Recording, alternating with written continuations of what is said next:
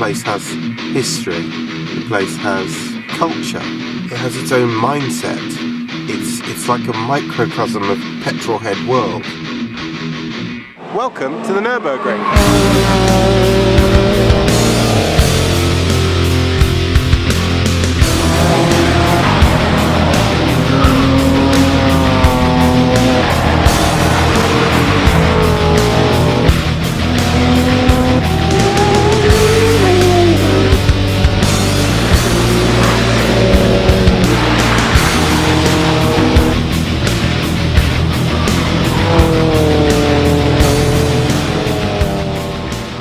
When you think about the Nurburgring, what do you think about?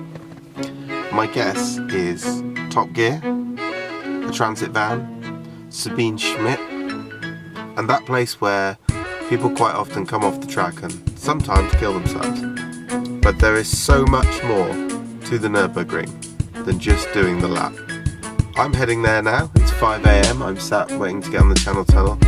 It's like a microcosm of petrolhead world that you enter into, and you feel like you've been welcomed into this family of crazy people that love just drinking fuel through their cars. It gets into you like a bug.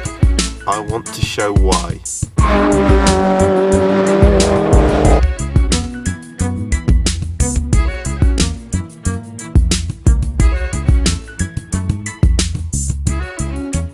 There are some downsides to driving down to the Nurburgring. First of which you'll encounter is you have to go through France. Just stop to get some breakfast, one salami baguette, one bottle of Coke and one mini cappuccino. £10. Either bring your own food and avoid stopping in France, or alternatively bring lots of money. I'm just about to enter the German border. I've driven through the whole length of Belgium. The autobahns, they're not all D-restricted. A typical mistake to make is to see the sign saying, "Welcome to Germany," and then think, "Whoa, hey, foot down, go for it." And you may come unstuck if you do that. There are plenty of D-restricted bits. You find one of them, you're in happy land.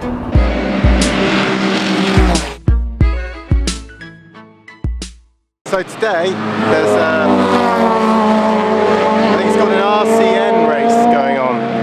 I think there's lots of different classes. It seems to be predominantly BMWs and Porsches. There seems to be old and new, and some of the old are beating the new.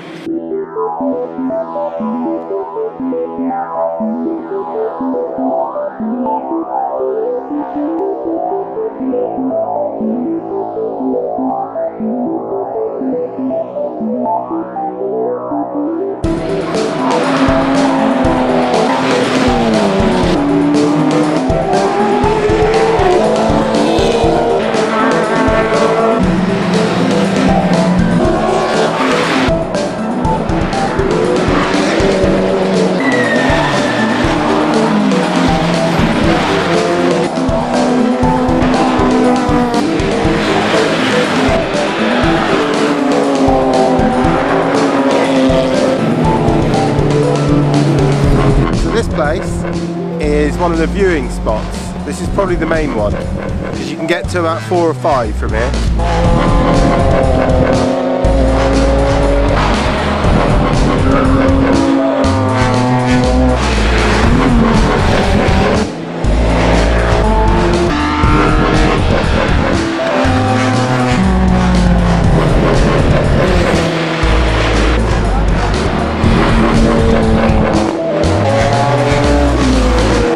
Open areas, which means you can come in and come out, so people tend to sort of filter in and out all day.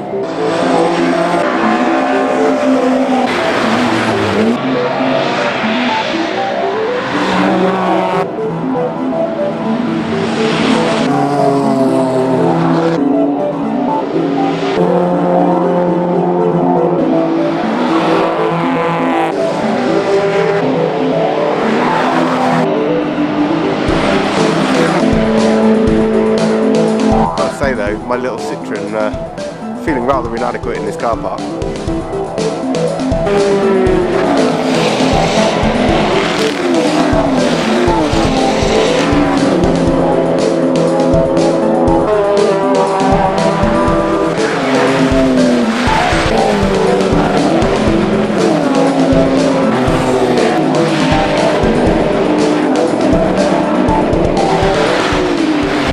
that I think is so great about this track is that it could just never be made now.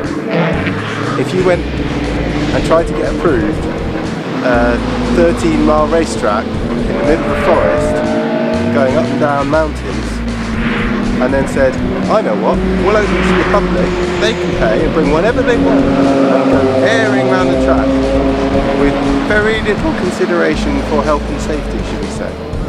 Do you think that would be approved now? No.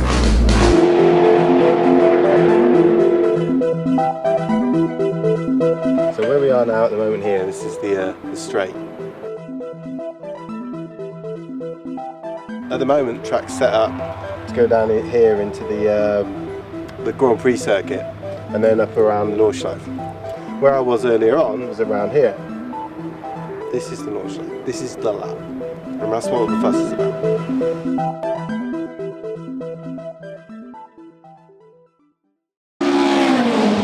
Now the Nurburgring has been in the news recently with financial difficulties, and I believe they've had a government bailout even.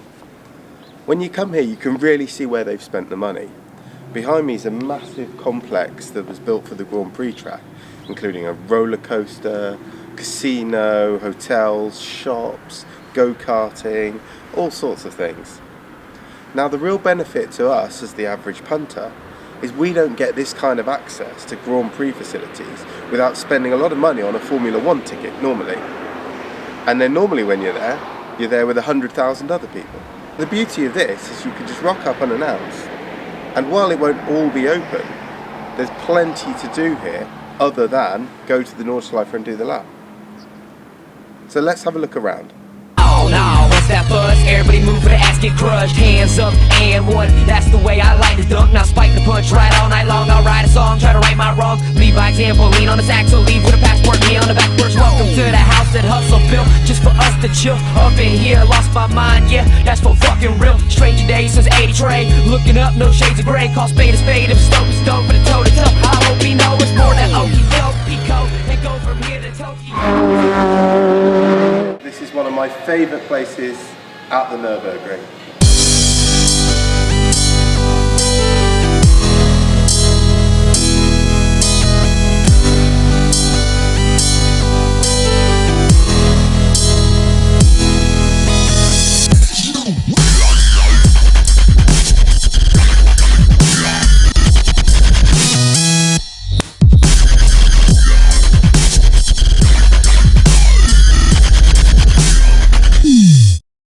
I'm on one of these simulators, which is supposed to simulate the Nordschleife. Now I'm interested in how realistic this is going to be. I want manual, definitely. Difficulty. Should we go? Let's go pro. Why not?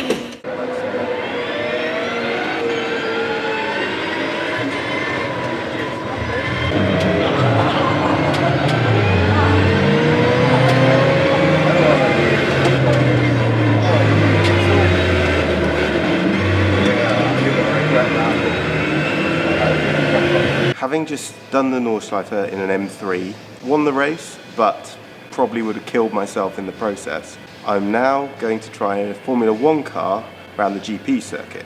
This could be very different. So the thing about Formula 1 cars is they're very hard to drive.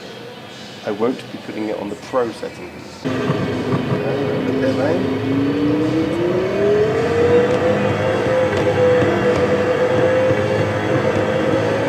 Now I don't know the GP circuit as well as I know the Nordschleife, so I'm just going to take it easy first. This thing's quick.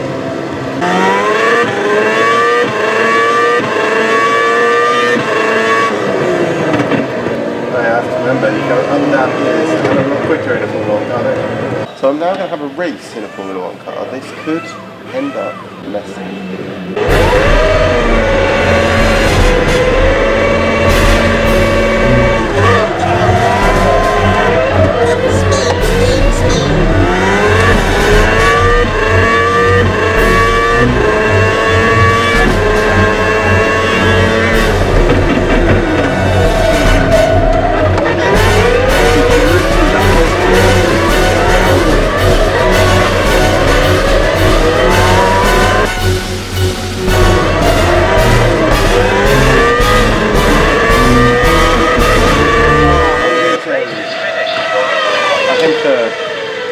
won that. Should have won that. Now Tim, he works here, he's probably pretty good, is going to show us how it's really done.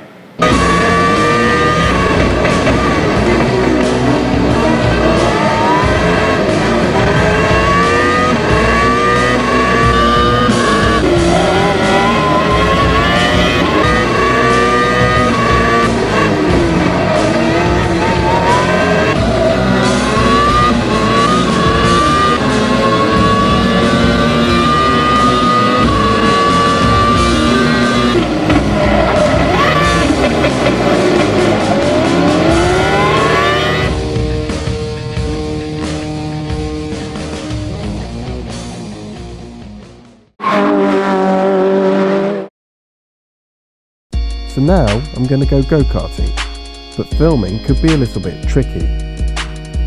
Okay, I'm here in the ring kart barn, which is basically the go-karting bit in the Nurburgring.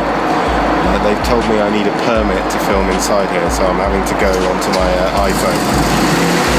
I'm going to have a go and see how I get on. I just went go-karting. I thought I did alright. Turns out I came fourth. The bitter twisted part of me would point out that they had a distinct weight advantage and that my go-kart seemed to have the throttle response of a slug. The non-bitter twisted part says, well done to all those 3 Michael Schumacher wannabes that beat me fair and square. And I can prove it because you get a printout of your lap times. €13, you get 10 minutes. Doesn't sound like a long time, but unless you are really fit, 10 minutes in a go-kart is pretty damn knackering. So that's another thing to do. Come to the Nurburgring and do go-karting. It's cool. Oh, and one additional thing. Don't wear your Nurburgring racing gloves because the others look at you and want to beat you even more because they think that you think you're good. I just wore them because I didn't want my hands to get sore.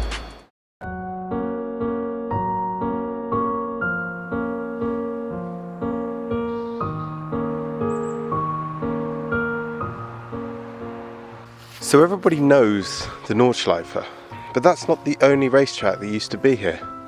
Here is the Südschleife. This abandoned track used to be a fully working racetrack, and it's just left to the land that time forgot. There's something quite eerie about this place as well. You hear the roar of the engines on the main track over there, and you look at this and you imagine what it used to be like. And it's funny because 50 feet that way is the main road, 50 feet that way is the Grand Prix circuit, but running through the middle is just this eerie, forgotten downhill section of racetrack. It's fascinating. So here I am at the Hotel am Tiergarten. This place is ram-packed full of Nürburgring history. We're going to have a chat now to Ursula Schmidt, mother of the famous Sabine Schmidt and owner of this incredible hotel. Alle Rennfahrer waren früher hier Gast. Das ging bei Niki Lauda, Ayrton Senna, Elio De Angelis und so weiter. Also das war jetzt Formel 1, dann auch DTM-Fahrer, Niki Lauda und Ayrton Senna. Sehr sympathisch, sehr sympathische Gäste. Niki Lauda war immer hier Gast, bis zu seinem Unfall. Und Ayrton Senna. Und das war ein großer Schock für uns, als der den tödlichen Unfall hatte. Da habe ich also wirklich eine ganze Woche für gebraucht, um das zu verkraften. Die ganzen Rennfahrer sind, glaube ich, alle sehr bescheidene Menschen. Ja, Sabine war schon immer ziemlich wild. Sie konnte nicht so spielen wie andere Mädchen. Sie wollte immer das Fahrrad und Fahrrad fahren und reiten und sie war immer in Action, immer in Action. Sie hat sehr, sehr viele Talente. Sie kann eigentlich alles, was sie will, kann sie. Und das ist ja auch dann zugute gekommen in ihrer Rennkarriere. Und das entwickelt sich ja im Lauf der Jahrzehnte. Sie fährt ja jetzt auch schon über 20 Jahre. Und natürlich ihr Liebling ist ja die Nordschleife, das ist klar. Da fährt sie natürlich am liebsten und das beherrscht sie ja auch perfekt. Der Nurburgring wurde gebaut für die Eifelregion, weil hier eigentlich, es war eine sehr schwache Struktur hier vor 80, 90 Jahren. Und dann wurde der Nurburgring gebaut für die Leute, die Menschen, dass die Arbeit finden konnten. Das macht hier oben sehr viel Spaß zu arbeiten, weil hier sehr, sehr viele nette Leute hinkommen. Es sind praktisch 98% Motorsportler, die hier hinkommen. Und die lieben den Ring, die wollen nichts Neues. Die wollen einfach das so erhalten, wie es hier ist. Und das lieben die Menschen. Das lieben die Leute, die aus Norwegen kommen, aus Schweden, aus England, aus Australien, aus Afrika. Die wollen das einfach, dass es so hier bleibt, wie es hier ist. Das ist eine Sensation, hier diese Strecke. Das gibt es nur einmal auf der Welt. Und das zu erhalten, der Mythos, das ist unsere Aufgabe. Und dafür kämpfen wir. So I'm here at the Nordschleife and the track's open. It's pretty quiet. That's probably because it's very slippy out there, I've been told. There's lots of leaves on the track and there's this sort of fine dew over the whole track. So I'm gonna take it easy, but I'm gonna take the boring Citroen round because it's got to be done really. It's all very well talking about everything else other than the lap, but you can't really come here and not do the lap either, can you? So here we go. I'll let you know how I get on. Now I'm not allowed to film going around the ring. Right, so I've just got the audio running.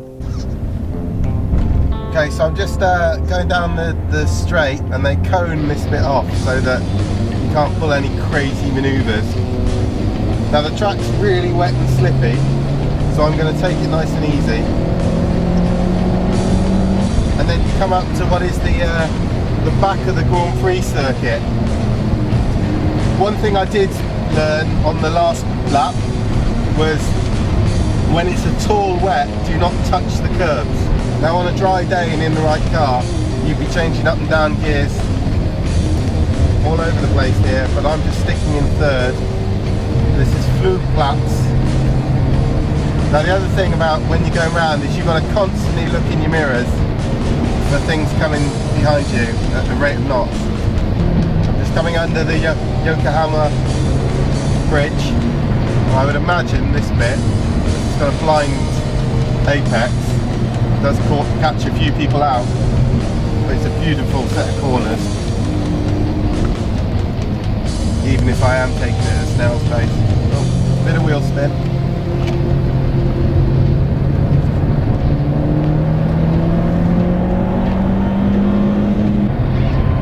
You give it a little bit of beans, but then you have to stamp right hard on the brakes down to a second, or imagine even first in some cars. Probably the slowest corner in the whole track. And now we're coming up to Adenau. You can see Adenau. We're coming down to the Breitscheid Bridge.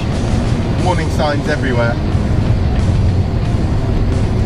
You really have to brake harder than you realise on this. And throw it into the bridge. Well, not into the bridge, obviously. There's a little dry bit where it catches the sun here, so you give it a bit of beans. Tap the brakes, the right hand uphill. And this is where you need a little bit of power, which I don't have. Coming up, opening into the straight section. And then this is Bergwerk, the famous Bergwerk corner. Now you really, some people forget about this, and it's tighter than you think, Bergwerk. Interestingly, I've not seen a single car come up behind me yet. Don't get me wrong, that's not because I'm going quickly in any way whatsoever. It's because it's a really quiet day. This is my favourite corner, Stilstrecke, just before the carousel. Bit of wheel spin. carousel. This is the most famous corner of the whole circuit. It's got this concrete bank.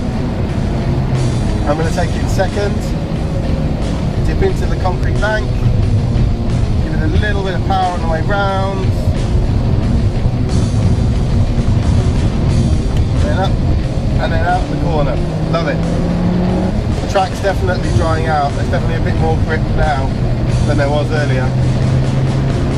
I can see a car in front of me. They must be going really slow. Another temptation when you see a car in front of you is to start trying to speed up. Don't do it. This is Whipperman. Go around Whipperman. Downhill, back to the other side. Remember to brake. A little bit slippy. Over the kink. Right. Eschbach. You need to brake a lot harder than you realise. And I almost didn't. Oh, I love that section. That's the main viewing area. Oh, oh, bit wide, bit wide. Right, hold it. That shows how slippy it is. I'm in a 1.4 Citroen C4 and I've got wheel spin in third. Okay, this is the bump where you see many a race car leave the road. I won't be doing that. At Flamsgarden, I think it's called. Okay, so I'm approaching a BMW 3 Series in front of me. They're probably mildly disgruntled that a Citroen C4 1.4 is catching them up. But, you know, that's the thing though. That's a good point. Don't worry about it. Don't worry about it. Take it at your own pace. If you try and take it at someone else's pace, that's when you come unstuck. Right, they've just pulled over and let me pass now, so I'm going to overtake them. Right, and then we're out onto the straight, famous Audi bridge, or gantry.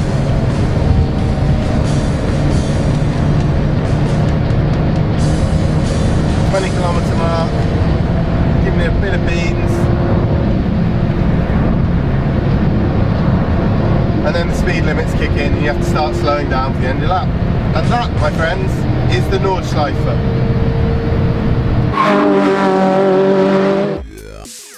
Here's a nice example of how close you can get to the track. If you come off the main road and go up and sort of follow the little path round, you can park your car and that's the track there. And if you follow this little path here, you can walk right up to the railings. Don't necessarily go to the places that everybody else goes. I'd recommend going off the beaten track a little bit and finding one of the areas where you can get really close up to the side of the track.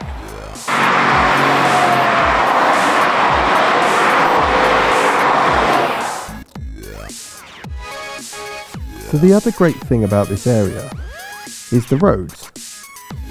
A lot of people say that the roads around here are some of the best in the world. This road in particular is the one that goes between the Nurburgring and Adenau. It's full of twists and turns and hairpins and hills and all the exciting things that make a fantastic road. Just remember that unlike the Nordschleife, there are cars coming the other way on this one. So the people that come here for the scenery aren't necessarily the same people that come here for the racetrack. But it's worth remembering that this place is a national park, and whether it's catching the sunset from the Nurburg Castle or the seemingly endless woodland, it's worth remembering that some people come here just for that reason. And of course, if scenery's going to come past you at 100 miles an hour, it may as well be good looking, right?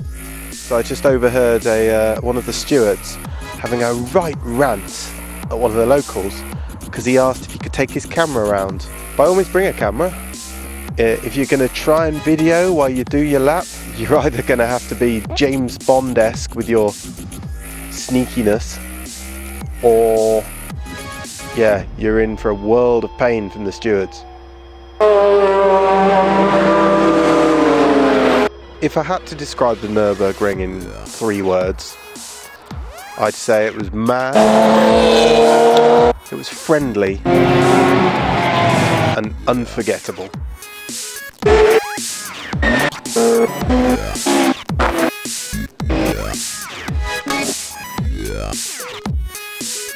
I've been going undercover. Guy that owns the B&B used to work at the Nurburgring. Project cost 500 million euro. Apparently all the sponsors are getting together. They want to buy the ring themselves. It'll then be run by ADAC, which is basically Germany's version of the AA. It actually sounds like I'm visiting at a low point in its history, but I've still managed to have fun, so I guess it can only get better.